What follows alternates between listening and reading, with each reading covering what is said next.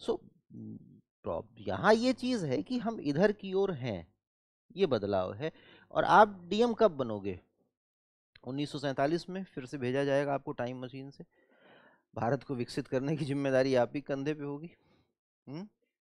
अरे अगर बनोगे तो भाई अगले 3-4 साल बाद आप देखोगे ना भारत को, तो वो ऐसे लोगों को क्यों टेस्ट करेगा जिनको पीछे काम करने लायक हो, उसको आगे की दुनिया में काम कराना है। तो प्रश्न आपसे वही पूछा जाएगा जो है। अब आप ये कुल मिला के आपको ये बताना है, जब भी आप देखेंगे आपसे पूछा बच्चे पे क्या प्रभाव पड़ रहा है इंटरनेट का, बच्चे पे इसका क्या प्रभाव, तो ये देखना है कि इधर आ रहा है कि नहीं। अगर इधर की ओर आ रहा है, आपसे पूछ सकता है कि आप एक बच्चे के को संतुलित विकास कैसे दोगे। मतलब मैं आपसे ये नहीं कह रहा हूँ कि आपके पास अभी बड़े बढ़िया शब्द होंगे, वो मेरा काम है सिखाना, आपको लिखना सिखाना, बढ़िया शब्द चुनना, वो चीज़ें मैं आपको भरूंगा। लेकिन आपका दिमाग इतना काम करने लगा कि यार इधर की ओर 80% और इसमें से भी 10-20% वाले तत्व अगर हम डाल दें, मतलब अगर आपसे कह दूं कि इधर रख दो 90%, ऐसा बच्चा जो इधर 90% रहे और इधर 10% रहे, ठीक होगा वो? इधर 90% इधर 10%, सही हो जाएगा। इधर 20 इधर 80, तो आप तो मिक्सचर जान रहे हो ना, एक साथ बोल रहे हो, तो you can solve the social problems यार।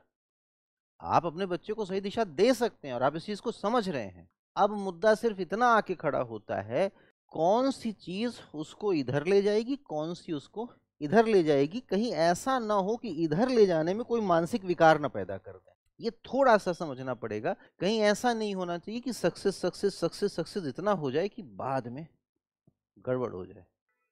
अब आपसे बताइए भारतीय समाज की प्रमुख विशेषताएं। अब आप ये बता रहे हो कि बहुधार्मिकता, विविधता, बहुजातीयता, भयानक ये वो, मोज़ेक मॉडल, फलाना तो ढिकाना। अरे भाई साहब, तथास्तु। हाँ, क्या? पहले मोरालिटी क्या होती है बताओ। नहीं कहते तार्किकता के साथ मोरालिटी होनी चाहिए, पहले मोरालिटीज क्या समझते हो? What do you mean by the word morality? हाँ, ओके। नैतिकता होती ही है, यही तो है। अब मैं देखो अभी क्या है, इनका एक बड़ा सवाल है। अगर आप कहें तो मैं 2 मिनट में आंसर दूं, कहें तो ना दें, दे दूं, रहने दें, दे देते दे देता हूं। जब इसका समर्थन एक आदमी ने किया था, उसका नाम था एडम स्मिथ। लेजर कहा था, अहस्तक्षेप। जब हम इधर बढ़ रहे थे तो इसका जो पिता था उसने कहा था कि इसको बढ़ने दो, इसको छुओ मत, यही भविष्य है। इसको हमने अहस्तक्षेप कहा था। तो उसने 2 किताबें लिखी, एक का नाम था वेल्थ ऑफ नेशन और दूसरे का नाम था मोरल सेंटिमेंट्स। जो दूसरी किताब थी उसमें इसने ये कहा था कि अगर एक आदमी का पांव दूसरे पे पड़ता है तो उसको दर्द होता है, तो हम एक दूसरे को मारेंगे नहीं, इसके लिए राज्य की जरूरत नहीं है। ये वहीं से थीम आ गई थी, बात समझना।